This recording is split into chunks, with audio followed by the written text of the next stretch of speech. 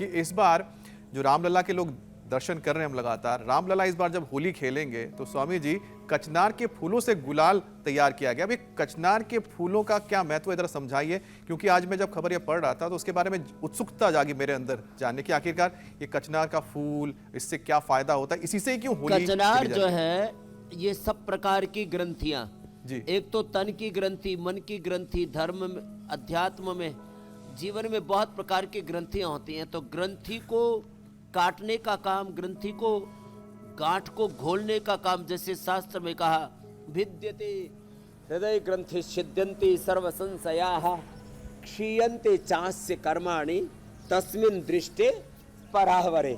तो काचनार के पत्ते हो, काचनार की छाल हो, उसको उबाल करके पीने से कैंसर जैसे रोग तक ठीक हो जाते हैं। बॉडी का apoptosis, aneurysm, catabolism, metabolism, autophagy, mitophagy, वात, पित्त, कफ, त्रिदोष सब रेगुलेट हो जाते हैं।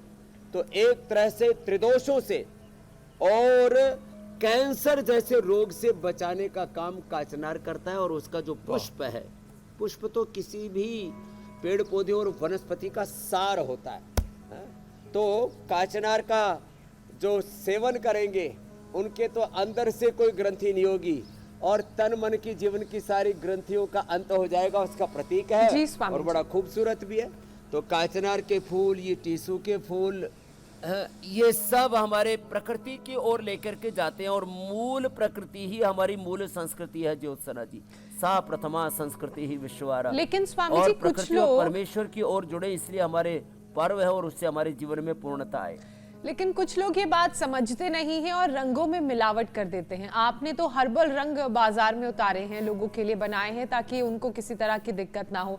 लेकिन आजकल तो तरह तरह के केमिकल और एसिड बेस्ड जिनमें ये मिला हुआ होता है वैसे रंग भी मिल रहे हैं जो आंखों के लिए बड़े खतरनाक हैं। अब आंखें होली में सुरक्षित रहें और जीवन में भी सुरक्षित रहें, ये बहुत ज़रूरी है स्वामी जी, क्योंकि कल रंगों से लोग होली खेलना शुरू कर देंगे। ऐसे में बहुत से ऐसे लोग होंगे जो अनजाने में इस तरह के रंग खरीद के एक दूसरे पर लगाएंगे और उसके बाद इरिटेशन और जलन की आंखों में परेशानी शुरू हो जाएगी। तो उसके लिए क्या करें?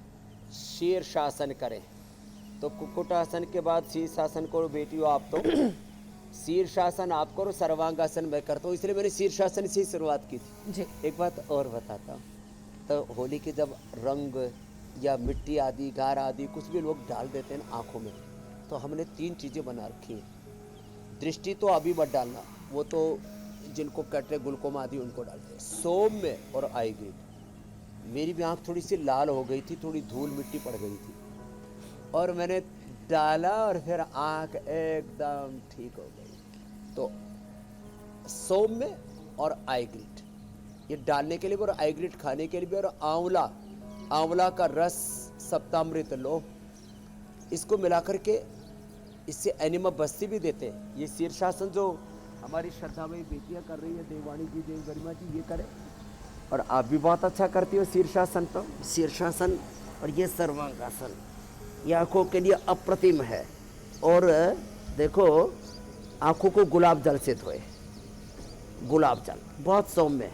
और वैसे जो सौम्य जो हमारी आई ड्रॉप है ना, वो तो बहुत ही अप्रतिम है, अद्भुत है, अलौकिक है। ओहो। और ये शीर्षासन और सर्वांगासन, ठंडे पानी से आँखों को धोना, गर्म पानी से आँखों को मत धोना, हाँ ये ध्यान रखना।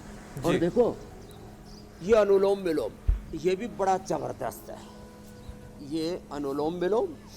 और फिर किसी किसी के तो आंखों में घाव हो जाते हैं, तो एलोवेरा का पल्प निकाल करके, एलोवेरा का पल्प निकाल करके, जैसे पल्प हमने निकाला हुआ है, ये जो देख रहे हो ना आप, ये एलोवेरा का पल्प है। ये तो ये एलोवेरा का जो पल्प है, इस एलोवेरा के पल्प को रुई में लगा करके उसको आंखों पर रख लें, अंदर का घाव भी भर जाता है। किसी कारण से कई बार इतना ज़्यादा आंखें लाल हो जाती है और ब्लीडिंग जैसे होने लगती है, ऐसी स्थिति बन जाती है। और ये अनुलोम विलोम प्राणायाम करें, ये बड़ा ज़बरदस्त है।